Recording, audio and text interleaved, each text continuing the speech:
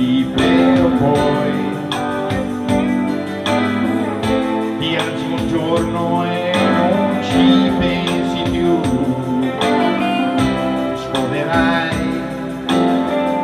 ti scorderai di lei, solo che non va proprio così. Ore spese a guardare gli ultimi attimi in cui tu eri qui con me, dove ho sbagliato e perché, ma poi mi sono risposto che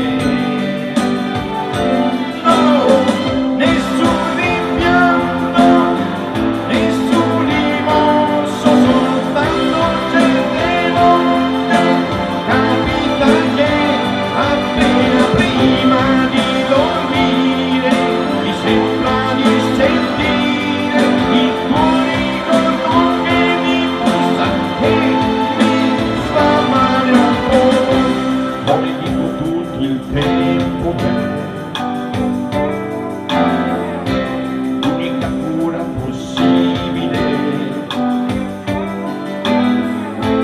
solo l'orgoglio ci mette un po' di più per ritirarsi su,